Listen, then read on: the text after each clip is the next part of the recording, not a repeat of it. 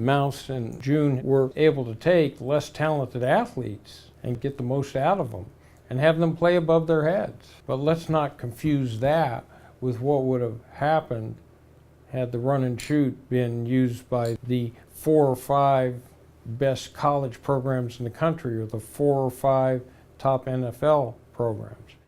That might be a thing of wonder.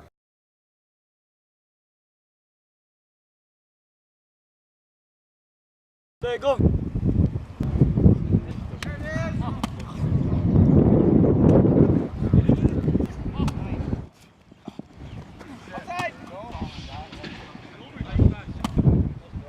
What if you had the best athletes coupled with that offense? People who are not familiar with Hawaii or Hawaii football, I think the what if is St. Louis High School. They had a dynasty of over 10 years, something like that, something stupid like that.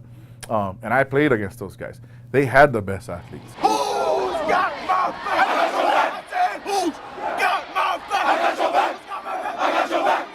I got your back. Who's got that swag? I got that swag. Who's got that swag? I got that swag. The St. Louis Crusaders dominated the high school ranks of Hawaii in the 80s and 90s. Brothers Cal and Ron Lee built a remarkable football tradition by introducing the run and shoot to the Hawaiian Islands. And it all started with a meeting with Mouse.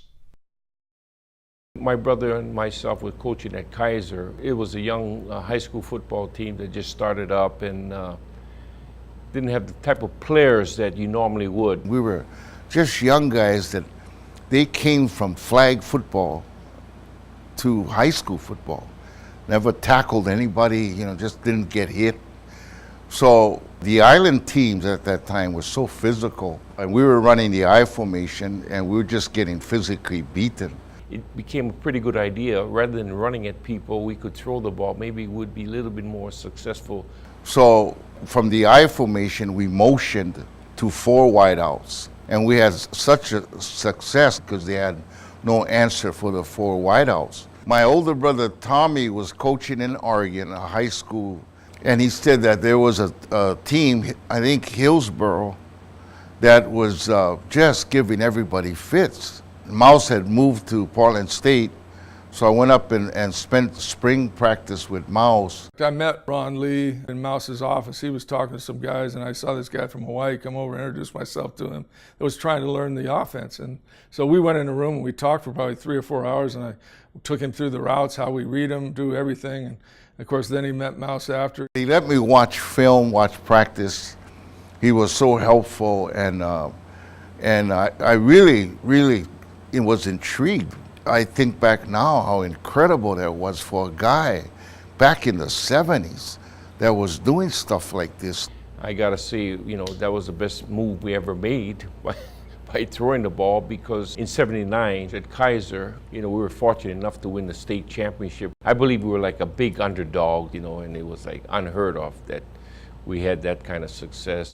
A couple of years later, a job opened up at St. Louis. At St. Louis, we started to get better athletes, especially the skills. Receivers and quarterbacks wanted to, because we were throwing the ball so much.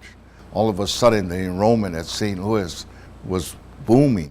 Coach won 14 championships back to back to back. I think I was the last one to win the championship in that streak, but you never want to lose the streak.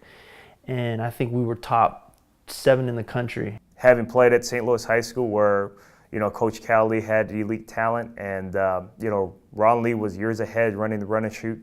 I think in 3 years, lost maybe 2 games. We still run the Mouse's system, pretty close to what we learned at Portland State. I've had great players. I go back to guys that not only played college football, but played in the NFL. Olin Kreutz, Jason Gesser, Dominic Raiola, Chris Marfala, Darnell Arsenal, and then Timmy Chang. My quarterback coach is Vinny Passes. And Vinny's a unique story because he's always been with the Lee brothers, and Vinny has trained some of the best quarterbacks there are in the country. I mean, his most notable guy is Marcus Mariota, and he has another kid coming out that's committed to Alabama. But the big thing is a lot of these kids had the opportunity to go to college and play football. I mean, football and victories and winning games, we all want that. But when they go to college and they come back and you had a small part in getting them to college, that's a great feeling. And again, I owe everything to Mouse Davis. There's always doubt. You can't do that. No, you can't do that. Well, Mouse and June and the Lee brothers and have been doing it for years and decades, and ain't no difference. They've been winning games, successful programs, turn around big programs. It works. If Mouse and June had coached at USC in its heyday, the Dallas Cowboys in its heyday, any powerhouse team, they would be Hall of Famers in every level, in every which way, and they would have national championships and Super Bowls. I firmly believe that. However, I probably wouldn't have played for them or anything like that, so selfishly, I'm glad that they came to the University of Hawaii.